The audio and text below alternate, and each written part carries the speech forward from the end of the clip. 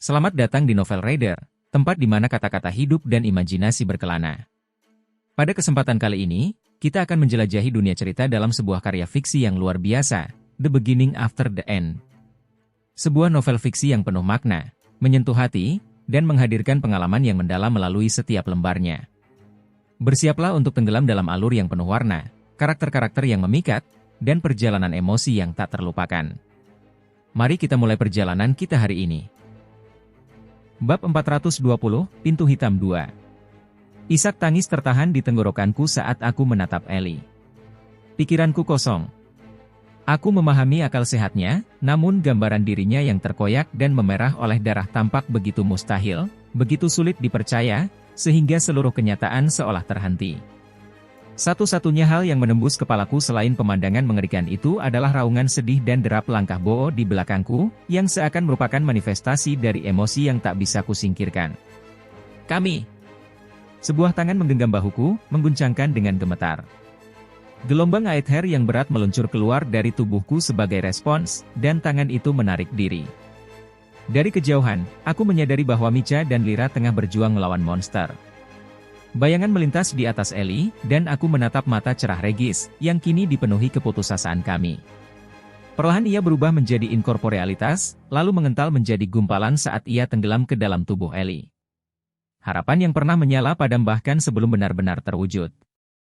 Dia, pergi, pikir Regis, terombang-ambing di antara inti dirinya. Tunggu. Ada yang salah. Tubuh Ellie seolah menghilang dari genggamanku saat ia menjadi transparan. Sejenak, aku dapat melihat dengan jelas bagaimana gumpalan hitam Regis menetap di dalam dirinya, lalu keduanya menghilang, lenyap seperti monster yang telah membunuhnya. Aku membuka mulut untuk berteriak atau memaki, namun yang keluar hanyalah desahan napas. Apa yang terjadi? Tanya Micha, sambil memukul ke samping kerangka, makhluk buas yang menyeringai, sebelum mengambil sepotong daging dari sisinya. Bupati. Lewin, kamu harus melepaskan.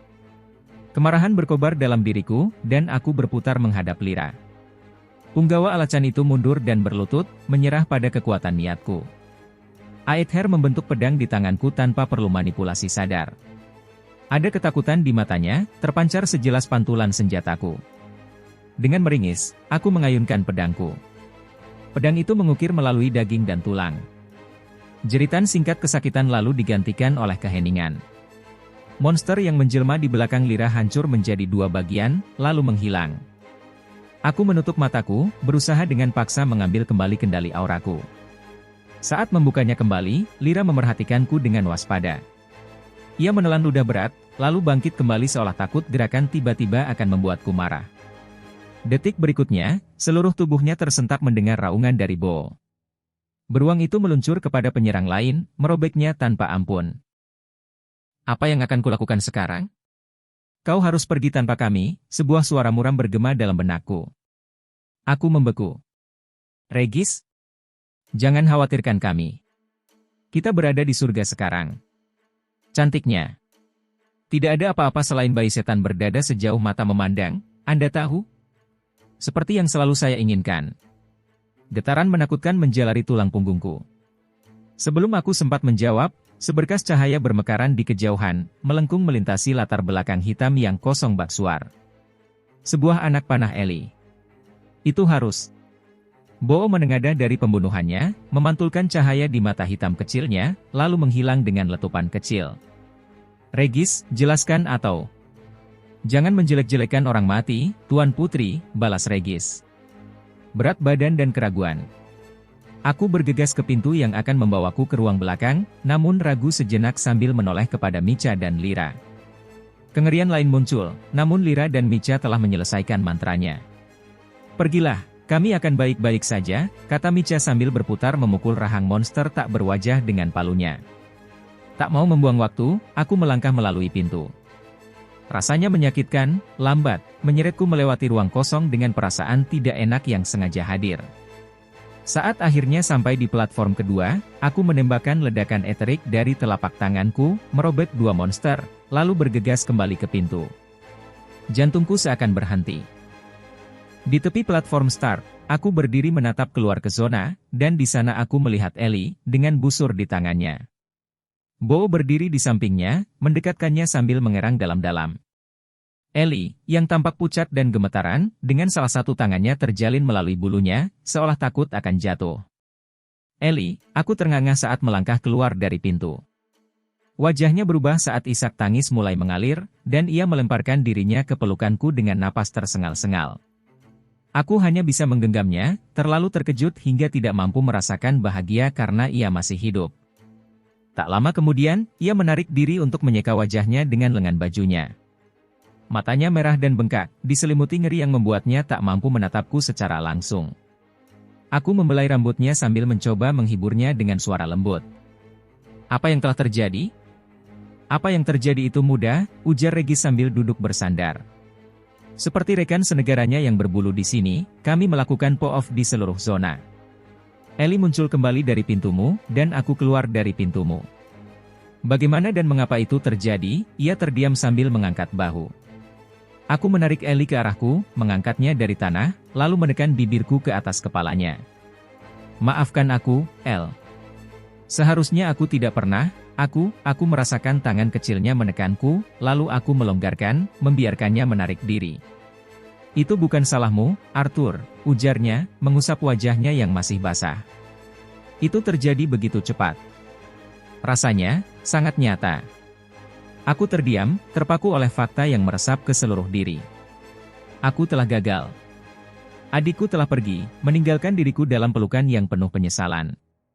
Apapun yang terjadi di zona ini yang mungkin mengembalikan jiwa, tidak akan mengubah kenyataan itu.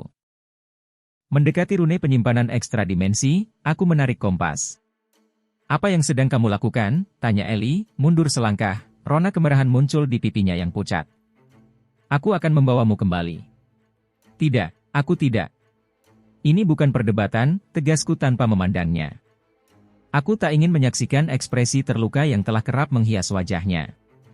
"Aku tahu apa yang baru saja kamu alami, karena aku sendiri telah melewatinya ratusan kali di Epeotus. Namun, di sini, tidak seperti di sana, kita tidak tahu apakah kau akan kembali lagi, atau berapa kali. Kita tidak tahu apa yang sesungguhnya terjadi di sini. Platform-platform ini hanya akan menjadi lebih sulit, dan jika aku tak mampu melindungimu sejak awal." Ellie menggenggam lenganku dan menarikku, tiba-tiba mengingatkanku pada caranya saat membantuku melalui masa-masa sulit di masa lalu. Empedu naik di tenggorokanku ketika membayangkan harus memberitahu ibu bahwa Ellie telah pergi. Air mata hangat mengalir di wajahku. "Aku juga tidak bisa kehilanganmu, El." "Kamu tidak akan, Bo, tolong aku," ujarnya terhentak. Bo, sang beruang penjaga, duduk dan mendengus, memalingkan muka dari Ellie. Genggamannya terlepas dari lenganku.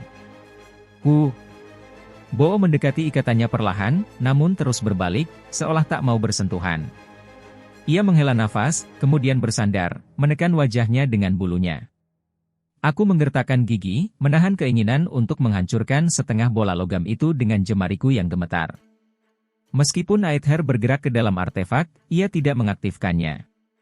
Artefak itu tidak merespon, seolah tak berguna bagiku seperti Godstep and Destruction. Kami terjebak. Beberapa pintu berkilau dengan cahaya internal, dan Micha muncul di salah satunya. Nafasnya tersengal-sengal, dan aku hampir yakin dapat mendengar detak jantungnya yang berpacu. Aku segera melepaskannya.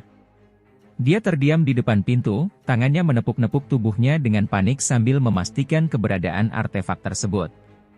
"Tidak apa-apa, kau." "Aku mati," ujarnya sambil berkedip beberapa kali, dengan gaya yang hampir menggelikan jika bukan karena situasinya yang mengerikan. "Tapi, aku belum mati." "Kau sangat hidup," kataku sambil menggenggam bahunya. "Kami belum tahu apa yang..." "Oh," kata Micha, nafasnya terengah-engah sambil mengeluarkan suara yang separuh terhenti. Aku berbalik mengikuti pandangannya. Lyra muncul di ambang pintu, tampak agak pucat. Aku bergegas dan, dengan percikan Aether, menariknya keluar. Matanya terpejam, ia menarik napas dalam-dalam, lalu memeluk dirinya sendiri. Aku masih bisa merasakannya, cakar dan gigi yang mengoyak diriku, merobek dan mencabik daging, bisiknya terengah-engah. Aku telah mengalami banyak siksaan dalam hidup, namun ini adalah yang terburuk. Setelah beberapa menit untuk menenangkan diri, kami semua duduk melingkar di sekitar api botol kecil yang dibawa Micha. Dengan sedikit upaya persuasif, aku berhasil meyakinkan Ellie, Micha, dan Lyra untuk makan, dan mereka mengunyah makanan mereka tanpa banyak bicara. Ellie bersandar di sisi Bo, tatapannya jauh tenggelam ke dalam kegelapan yang hampa. Lyra dan Micha mengamati nyala api yang berkelok dan pecah dengan ekspresi yang muram. Regis berdiri beberapa meter dari yang lain, membelakangi api. Ketika kita pertama kali tiba di sini, kalian berdua mengatakan merasa aneh di kulit kalian sendiri, kataku, memecah keheningan yang telah lama menekan. Dan beberapa godroneku tidak aktif, tidak dapat digunakan. Micha hanya mendengus sebagai jawaban. Lyra mendekati api, menggerakkan jari telunjuknya masuk dan keluar dari salah satu lidah api yang menyala. Menurutmu, apa sebenarnya? Bahwa kita, ia melambaikan tangannya dalam gerakan melingkar, berhenti sejenak mencari kata. Aku ragu bahkan relik Toms bisa membangkitkan orang mati, kataku, menempelkan jari-jariku di bibir. Zona ini berbeda. Aku tidak berpikir itu dalam arti fisik. Apa artinya? Tanya Micha dengan muram sambil meninju tanah di sampingnya. Rasanya sangat nyata bagiku. Aku menggeleng pelan. Aku tahu, namun dengarkan aku. Ketika berlatih di Epeotus, aku menghabiskan banyak waktu bahkan bertahun-tahun dalam relik yang disebut Aether Orb. Intinya, relik itu memanifestasikan pikiran dan jiwaku di alam lain, tempat aku bisa berlatih, bertarung, dan mati, tanpa batas waktu. Lyra mendesis, gigi Fritra, itu kejam bahkan menurut standar Alachan. Jadi, apa yang baru saja kita alami? Aku hanya tersenyum getir tanpa humor. Aku telah melakukannya ratusan, bahkan ribuan kali. Kau telah mengalami kematian berulang yang tidak akan pernah bisa kau biasakan.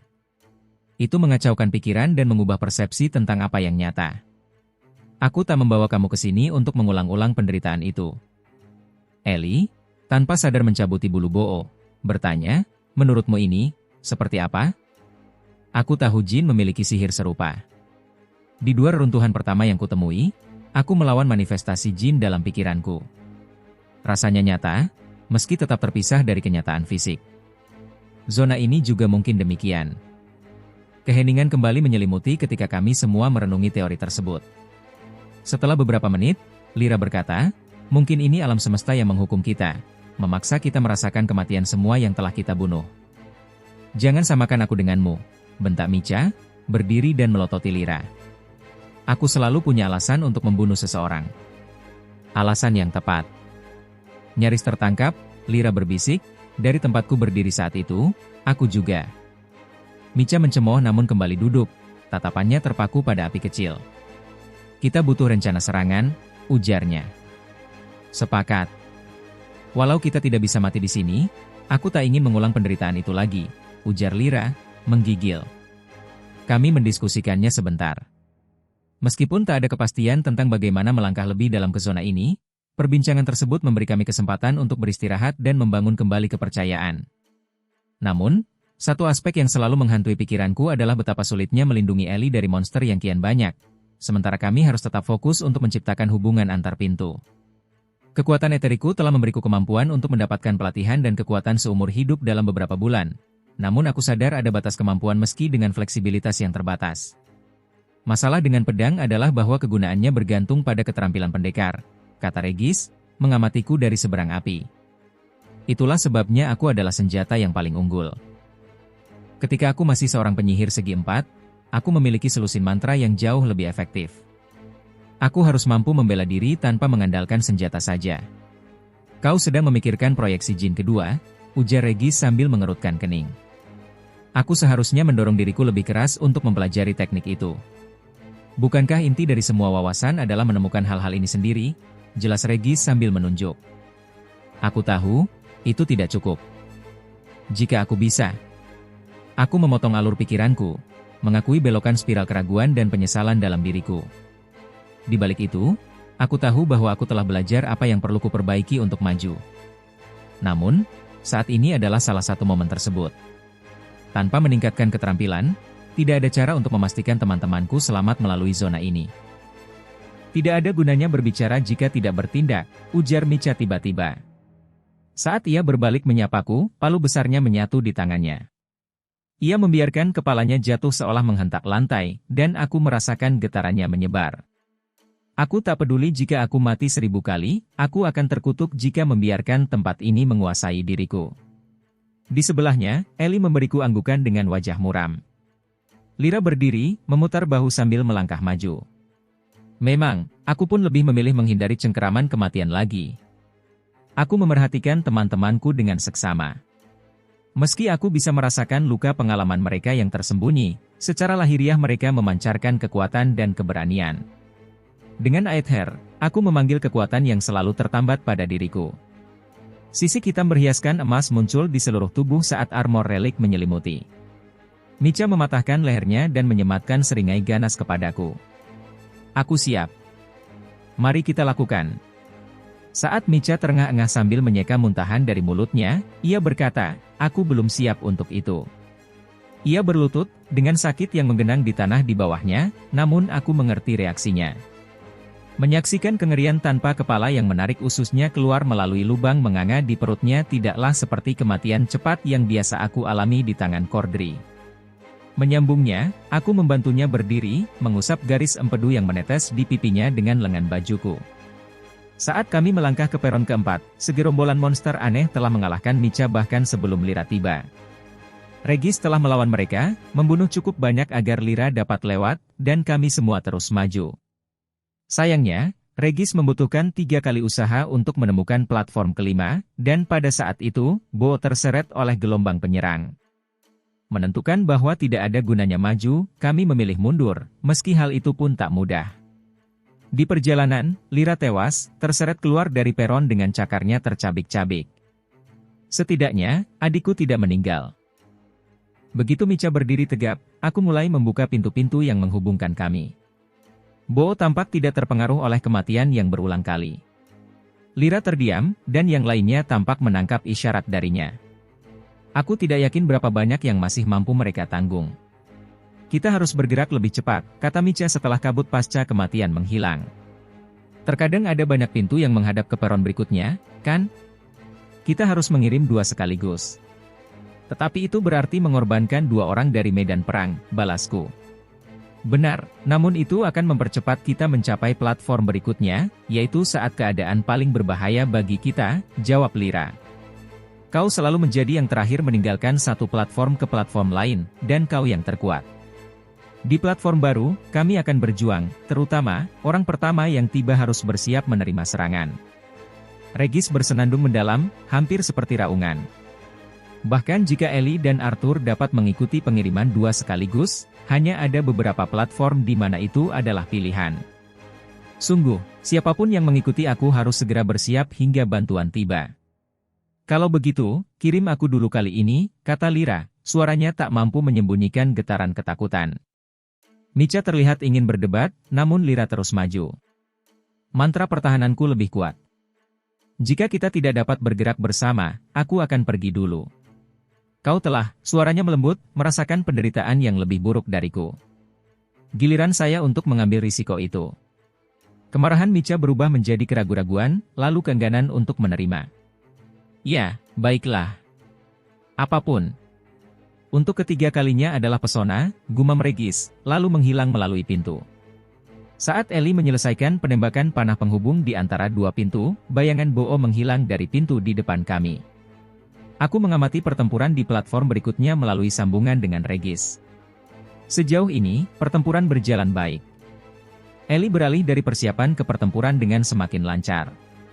Panah cahaya putih dan mana murni melesat dari tali busurnya, mengenai sasaran demi sasaran. Kami telah tiba di platform ke-6, dan monster terus meloncat dari kehampaan, seringkali dalam kelompok 2 atau 3. Aku menghitung serangan dalam kepalaku sambil menebas, terus bergerak untuk melindungi Ellie dari segala arah.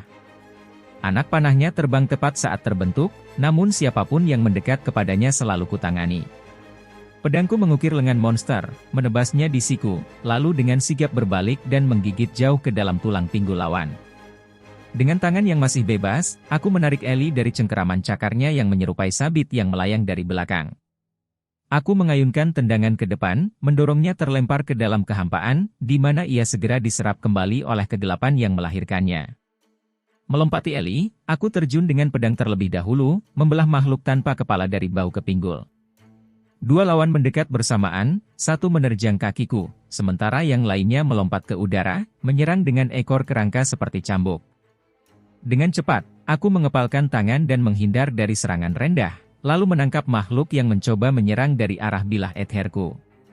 Tubuhnya meluncur ke bilah dengan mudah, namun rahang yang tertutup menyepit tenggorokanku saat cakarnya menyapu sisik hitam armorku. Gelombang aether yang berasal dari intiku merespon, memperkuat baju besi yang menyelimuti. Pada saat yang sama, aku mengayunkan pedang ke samping, menebas dada salah satu monster saat melepaskan ledakan aetherik. Penyerang kedua larut dalam kerucut ungu. 20 serangan sudah kugalang. "Ellie, pintu," seru aku. Dia menyiapkan anak panahnya, yang kuilhami dengan aether saat aku secara bersamaan melawan serangan musuh. Tanpa sempat ia mencabut anak panah tersebut saat terbentuk, pergerakannya menjadi semakin sulit.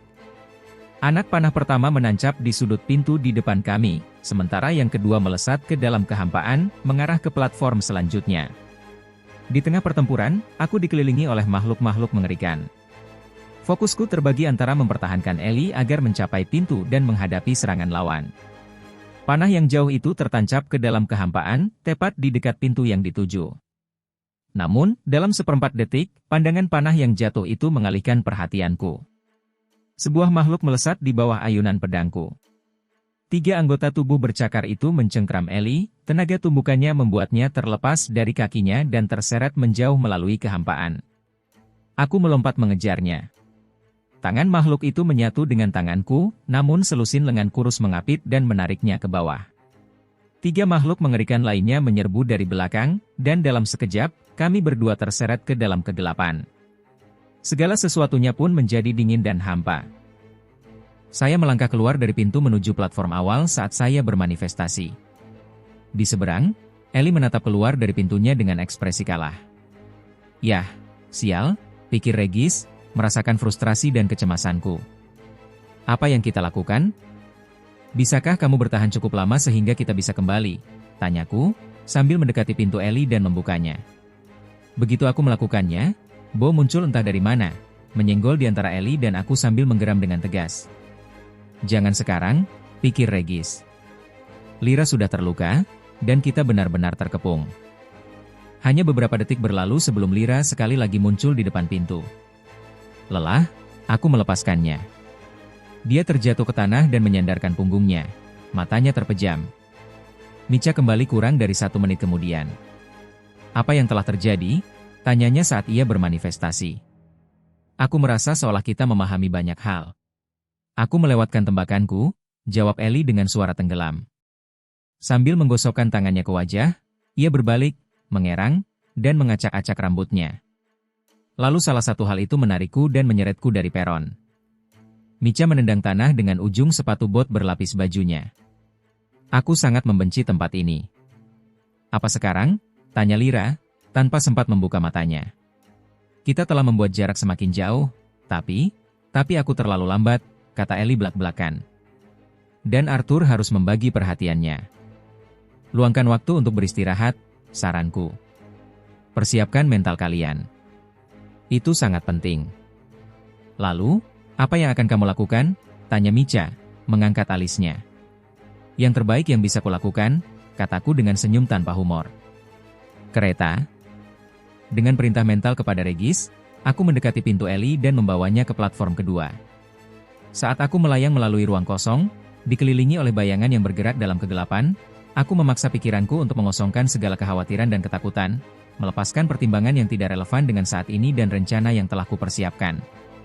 Sesampainya di peron kedua, aku menuju ke tengah. Dengan mata terpejam, aku membayangkan proyeksi Jin kedua, seorang wanita yang menjaga batu kunci berisi pengetahuan Realmheart. Aku meniru sikap yang ia gunakan selama pertempuran kami. Aether, merespons niatku, mengalir membentuk pisau di tangan kananku. Sesaat kemudian, bilah kedua terbentuk di sebelah kiriku. Tidak terlalu sulit untuk menahan keduanya, namun pertarungan dengan 2 senjata seperti ini bukanlah keahlianku. Aku telah dilatih untuk bertarung dengan 1 pedang. Diajarkan bahwa senjataku adalah perpanjangan dari lenganku. Namun, aku tidak bisa terus seperti itu. Batasan itulah yang mengunci perspektifku pada satu cara dalam melakukan sesuatu. "Apa yang dikatakan Jin itu?" Itu bukanlah kekuatan yang tidak kamu miliki. Itu adalah perspektif. Membatasi dirimu pada sistem yang telah ada hanya akan menahanmu. Tanpa sadar, aku terjebak pada metodologi yang ketinggalan zaman, dan hal itu menghalangiku untuk memanfaatkan kemampuan sepenuh huluhku. Aku dulu yakin bahwa sebagai pendekar pedang aku kuat, setidaknya begitu yang kupikir, namun kini aku menyadari perlunya berevolusi melampaui apa yang sudah ku ketahui. Kamu berusaha menang, namun kamu juga harus belajar. Mengingat bagaimana pedang ketiga muncul di bahunya, lalu yang keempat di pinggulnya, aku membayangkan pedang serupa melayang di sekitarku. Aether mengalir dari intiku. Dari sudut mata, aku melihat kilau ungu berkelap-kelip seperti sinar matahari yang menembus kaca patri. Merasakan gangguan dalam diri, aku menutup mata, sepenuhnya fokus pada gambaran mental. Aether ada di sana, namun aku tidak mampu membentuknya. Berpikir mungkin ini karena terbagi konsentrasiku, aku melepaskan bilah di tanganku. Hal lain mendekat. Aku mendengar kakinya yang bercakar menggores permukaan halus yang terbuat dari material tak dikenal. Meskipun aku bisa merasakan Aether meresap ke dalam tubuhnya, aku memilih untuk fokus pada suara udara yang mengalir deras di atas permukaan dagingnya yang gelap ketika menyerang. Dengan mata tetap terpejam, aku menangkap satu tangan, lalu tangan lainnya. Tangan ketiga menggores sisik armorku. Dengan putaran cepat, aku mengangkat tubuhnya yang kurus dan melemparkannya, merasakan bentuk fisiknya terserap kembali oleh kehampaan. Beberapa menit berlalu dalam kondisi fluks itu. Aku bertahan bila perlu, namun fokusku sepenuhnya tertuju pada Aether. Aku memperlakukannya seperti meditasi, membiarkan diri berhenti mengkhawatirkan apakah usaha itu berhasil dan menikmati prosesnya. Aku menghitung waktu dengan memperkirakan jumlah monster yang berhasil kukelepaskan saat mereka muncul satu persatu untuk menyerang. 5 menjadi 10, 20, lalu 40. Ketika aku akhirnya kehilangan hitungan, aku menyadari perlunya istirahat dan memilih untuk kembali melalui pintu ke area lain. Micha dan Lyra, yang telah mengamatiku selama sekitar 30 menit, menghindari pandanganku, dan aku menyadari betapa frustrasi yang kurasakan tercermin pada raut wajahku. Aku menghapus ekspresi masam itu. Aku semakin dekat, kataku, meskipun tak sepenuhnya yakin. Dentingan tali busur menarik perhatianku pada Ellie, yang berdiri di sisi peron berlawanan dan menembakkan panah demi panah. Sebagian tembakannya melesat ke kehampaan, sementara yang lain segera menghilang. Bo, dengan pandangan penuh perhatian, sesekali mengeluarkan dengusan dan bersenandung dengan nada dalam. Tampaknya ia merasakan bahwa aku menatapnya. Ia melirik, namun segera kembali fokus pada latihannya. Aku harus lebih cepat, ujarnya singkat. Saat aku melihat panah lain yang menerangi kegelapan dan mengenai target demi target, sebuah pencerahan menyambar. "El," kataku, dengan kegembiraan praktis merebak. Ia berhenti menggambar, bibirnya mengecil. "Hah? Aku butuh bantuanmu untuk melatihku," kataku sambil mendekat dan menaruh tanganku di pundaknya, memutar tubuhnya agar menghadapku langsung. "Tambatan yang kamu gunakan untuk mempertahankan bentuk mantra, itulah yang kurlakan." Alisnya berkerut, dan ia menatapku dengan bingung. "Namun, aku tidak bisa mengajarimu itu. Bentuk mantranya seperti terjadi begitu saja." "Aku tidak tahu.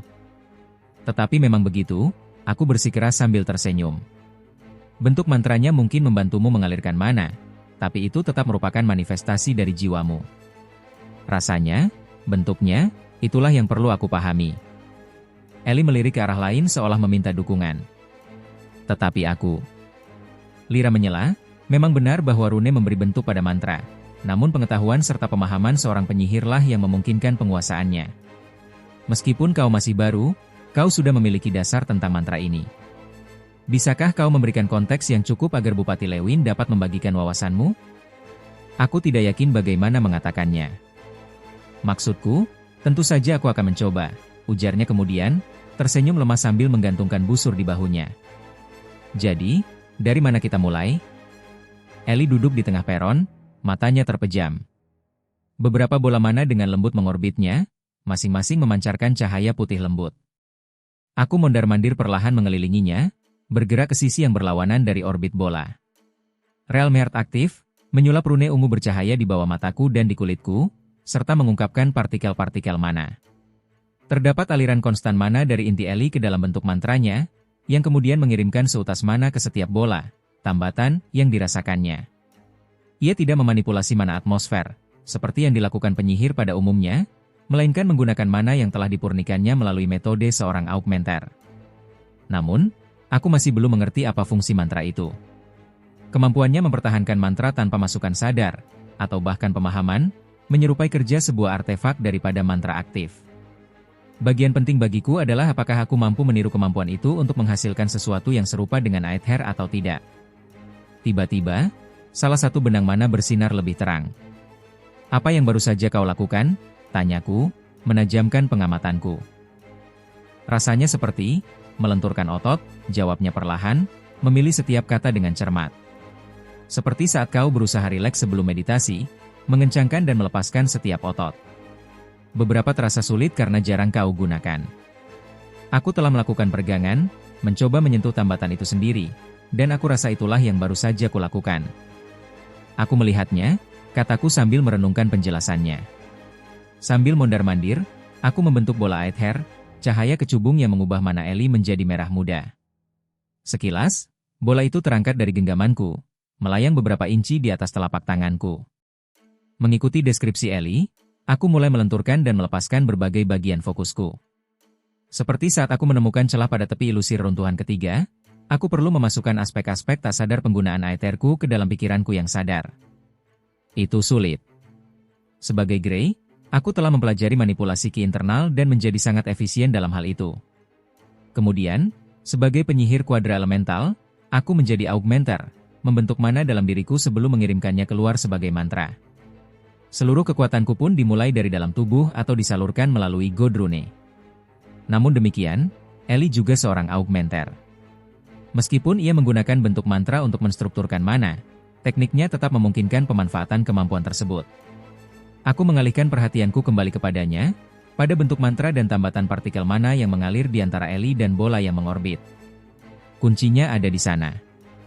Aku hanya perlu menemukannya. Bayangan Micha di ambang pintu menghilang saat Ellie menyelesaikan koneksi dengan menggunakan panah mana yang dijiwai Aether. Dengan satu tangan, aku melepaskan ledakan eterik yang menghancurkan 3 monster yang mendekat. Dengan tangan yang lain, aku menangkap ekor berduri yang menyerang Ellie. Sebelum monster itu sempat bereaksi, aku mengaktifkan burst step, mendorong otot, persendian, dan tendon dengan dorongan Aether. Satu langkah hampir instan membawaku melintasi peron, di mana siku lapis bajuku mengenai tengkorak horor bermuka 2, menghancurkannya. Aku masih menghadapi serangan dari ekor monster lain, yang saat momentum membawanya membelah menjadi 2, hanya sebagian tersisa di peron. Ketiganya terlempar ke kehampaan, anggota tubuh mereka hancur berantakan. Panah terus melesat melewati aku, meninggalkan bayangan terang di tengah kegelapan dan tepat mengenai sasaran. Bo menjaga Ellie dengan terus bergerak mengitari, sementara bilah Aether ungu berputar di sekitar mereka, memotong dan merobek apa saja yang terlalu dekat.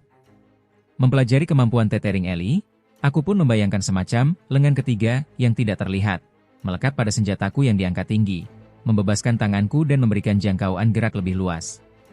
Meski tak sempurna, aku harus terus mengendalikan posisi lengan itu dengan waspada terhadap keberadaan sekutu. Kendaliku atasnya masih terasa canggung. Setelah beberapa jam latihan, aku telah belajar menggunakan pedang dari ketinggian 20 kaki, yang sangat berguna saat aku fokus memasukkan Aether ke dalam panah Ellie. Langkah itu memungkinkan kami untuk maju ke platform ke-12, tempat Regis, Micha, dan Lyra bertahan melawan gerombolan penyerang. Bo berteriak peringatan saat manifestasi laba-laba bergerigi jatuh dari atas, dengan lengan dan kaki terentang ketika mendekati Ellie. Aether terkonsentrasi di kepalan tanganku, dengan cepat membangun tekanan yang membuat tulang-tulang kecil terasa nyeri. Dengan tegas, aku menguatkan cengkeramanku pada pedang eterik, mengangkatnya di atas Ellie dan menebas dengan keanggunan seorang ahli. Ellie mengelak dari monster yang jatuh itu, namun 2 lagi mendekat, kurang dari 5 kaki dari tempatnya berhenti. Bilah Aether memotong beberapa anggota tubuh dengan serangan pertama, lalu membelah monster itu menjadi 2 dengan serangan kedua, menghujani icor hitam pekat. Pada saat yang sama, aku melepaskan ledakan eterik yang telah menumpuk di tanganku, melenyapkan 2 ancaman lain sebelum cakar mereka sempat mencapai. Aku kemudian menerjang melintasi peron, menjauh dari ekor serangan, menuju pintu peron berikutnya. Ellie berlari menjemputku di sana, menembakkan panah ke arah target yang mendekat. Aku mendengar mana mengalir ke dalam tubuh pengejar, dan tubuhnya pun terhuyung ke tanah. Ellie segera menyihir dua anak panah, dan aku bergegas mengilhami keduanya dengan Aether sambil mengayunkan pedang melayang, memotong setiap musuh yang terlalu dekat. Bo bergerak mengitari tepi peron, cakarnya yang besar menghantam monster demi monster. Anak panah pertama masuk ke portal tepat di samping kami. Sesaat kemudian, anak panah kedua melesat menembus kehampaan, mengarah ke sebuah pintu yang jaraknya hampir 500 kaki. Aku melihat kelegaan di wajah Ellie yang tegang. Anak panah itu telah mengenai sasaran dengan menggenggam lengannya dengan satu tangan, sementara tangan lainnya menekan pintu. Saat aku menyalurkan Aether, ia menghilang dari peron dan gambarnya muncul di panel hitam mengkilap. Kedua anak panah itu segera meledak ketika sambungan dengan mana terputus, melepaskan Aether ketambatan yang terbentuk, dan Ellie pun menghilang kembali. Bo meraung kesakitan saat makhluk tanpa kepala dengan anggota tubuh cacat berbalut taji mendarat di punggungnya, namun tiga monster lain masih mendekat. Aku menepis pedang yang tertambat, menyulapnya kembali ke tanganku, mengatur langkah, dan melakukan burst step ke arah beruang penjaga. Di akhir langkah, aku melepaskan senjataku, ia berputar melewati penyerang sebelum menghilang ke dalam kehampaan. Di belakang, tiga mayat terserak hancur berkeping-keping. Aku menyadari Ellie telah tiba di peron berikutnya ketika Bo menghilang dengan ledakan, dan tanpa membuang waktu, aku memasuki pintu tersebut. Di dalam, aku dapat melihat lebih jelas platform berikutnya dan rangkaian pintu yang mengelilinginya. Memilih salah satu dari tiga yang menghadap ke arah ini, aku memutuskan untuk berpindah ke sana. Aku melayang maju, keluar dari pintu dan memasuki ruang terbuka. Sensasi itu kini begitu akrab. Secara bertahap, aku menambah kecepatan seiring kehampaan yang mendidih dengan bayangan mengalir di sekelilingku. Dalam perjalanan lambat antara platform, aku melihat teman-temanku bertarung melawan gelombang konstan monster humanoid kurus yang muncul dari kedelapan pekat di sela-sela platform. Regis berkobar dengan api Aether ungu yang keras, memuntahkan semburan yang menelan beberapa monster sekaligus. Ia tak pernah berhenti bergerak, berlari di antara rekan-rekan dan penyerang, menanggung risiko sebanyak mungkin. Micha dan Lyra berjuang bersama Ellie, dinding angin hampa hitam bergerigi muncul setiap kali monster mendekat, menahan serangan, sementara palu besar Micha menghantam dan melepaskan bongkahan batu seukuran bola meriam, dan Ellie menembakkan panah demi panah. Setiap kali makhluk itu mendekat, palu besar menghancurkannya atau semburan angin mendorongnya ke tanah. Sesampainya di peron, Regis menghilang ke ambang pintu, dan aku mengambil peran sebagai back. Cakar horor yang kubah tidak terhalang oleh perisai eterik mana yang melindungi teman-temanku, armor relik mampu menangkis serangan langsung. Dengan kemampuan penyembuhan yang cepat, aku mengabaikan sejumlah serangan yang bisa saja membunuh rekan-rekan. Tak lama kemudian, Regis muncul kembali di peron, sementara perutku tenggelam oleh kekhawatiran akan jalan buntu. Portal keluar ada di platform berikutnya, pikir Regis, dengan kegembiraan tersembunyi. Tunggu sebentar, teriakku sambil berputar, memotong cakar musuh dan mengarahkan pisau ke dadanya. Ini dia, kita hampir keluar dari sini. Micha mengeluarkan teriakan kemenangan dan membanting palu ke tanah. Paku batu menusuk setengah lusin monster, lalu pecah, melepaskan pecahan batu tajam yang melukai lebih banyak lagi. Sebagai respons, Ellie mengumpulkan bola perak mana dan mengirimkannya ke Micha, mengembalikan level mananya meskipun ia mulai mengerahkan mantra yang lebih besar. Hei, pikir Regis saat ia tiba di peron jauh semenit kemudian. Di sini sudah aman. Tak ada lagi monstrositas seperti mimpi buruk. Aku menolak untuk beristirahat dengan akhir yang begitu dekat, satu langkah salah sekarang akan menjadi bencana. Micha, kamu sudah bangun? Gravitasi terbentuk di satu sisi peron, menarik beberapa monster dan membuka jalan baginya menuju portal. Tanpa ragu, ia mendekat, dan aku langsung mengirimnya ke pintu. Ellie dan aku bergegas menembakkan anak panah, sementara Lyra dan Bo menjaga kami. Aku mendukung dengan pedang melayang, memotong dan menebas gerombolan yang tak terhitung jumlahnya. Butuh hampir 1 menit agar Micha muncul di peron jauh, kemudian Lyra mengikutinya. Untuk pertahanan yang lebih baik dengan kami yang tinggal bertiga, Ellie, Bo, dan aku berkumpul di tengah peron selebar 50 kaki. Bo menjaga Ellie dari satu sisi sementara aku berjaga di sisi lainnya. Kami bak pusaran ledakan eterik, panah mana, dan cakar setajam silet, menahan arus serangan sampai aku menghitung sampai 60 dalam kepalaku. Waktu, aku mengumumkan sambil meraih adikku dan melakukan burst step menuju pintu. Kami menembakkan anak panah dengan cepat, lalu aku mengirimkannya melalui pintu. Sendirian di platform, aku jatuh ke dalam ritme, bergerak dengan efisiensi mematikan saat mengukir serangan demi serangan. Namun, ketika waktu habis, dengan lega aku melangkah melewati pintu dan memulai perjalanan terakhir singkat melalui zona ini. Kelelahan mental yang mencekik terasa mendekat seperti ujung badai. Jadi, begitulah tampak saat kau keluar seluruhnya, ujar Ellie saat aku melangkah keluar dari pintu semenit kemudian. Bahunya kendur, dengan kantung gelap di bawah matanya, seolah belum tidur berhari-hari. Aku melingkarkan lenganku di pundaknya, menariknya bersama menuju portal keluar. Ia tampak cukup lelah untuk tidak melawan. Aku tak sepenuhnya tahu apa yang menanti di sisi lain. Menurut peta pikiranku, ini adalah zona terakhir sebelum mencapai kehancuran yang hakiki, meskipun aku belum pernah berinteraksi dengan zona yang membawaku keluar dari tubuh. Mungkin kita akan terbangun, segar, dan siap melanjutkan ke tahap berikutnya.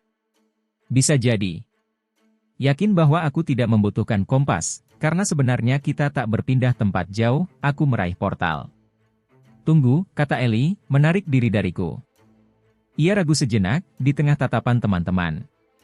Apa itu? Tanyaku, menatap matanya. Aku tahu kehancuran itu penting dan mencapai tujuan kita memang harus dihadapi, tapi aku rasa kita takkan pernah mendapatkan kesempatan lagi seperti ini. Ia menunjuk ke belakang, ke dalam kehampaan. Aku datang ke sini untuk belajar tentang kekuatanku, berlatih, dan menjadi lebih kuat. Aku rasa kita semua begitu, seperti yang pernah kau katakan tentang latihan dengan bola eter, itulah caramu berlatih. Bukankah ini kesempatan bagi kita untuk melakukan hal yang sama? Ia menatap Micha dan Lyra, kalian sudah semakin baik, dan aku yakin aku juga. Bahkan kau sudah maju dengan pesat, kau belajar pedang terbang dengan cepat. Setelah menarik napas dalam-dalam dan memantapkan tekad, ia melanjutkan, aku tidak tahu apa yang akan terjadi antara Dichathen dan Alacha, bahkan Epheotus pun, namun aku tahu aku harus menjadi jauh lebih kuat untuk bisa melindungi diriku sendiri dan kita semua. Aku menatapnya lembut sambil mengulurkan tangan, El. Ia mengibaskan tanganku dan memaksa dirinya untuk berdiri tegak. Aku tahu kau akan selalu ada untuk melindungi kami, namun kita sama-sama tahu bahwa kau tak mungkin selalu. Kau tidak tahu kemana kau akan terseret selanjutnya. Tapi menurutku, yang penting adalah kita memiliki tempat di mana kita bisa berlatih dan bertarung, dan meskipun mati di sini sangat menyebalkan, kita akan selalu bangkit kembali. Kita harus memanfaatkannya. Dengan tekad di wajahnya, ia menatapku penuh tantangan, kita harus melakukannya lagi.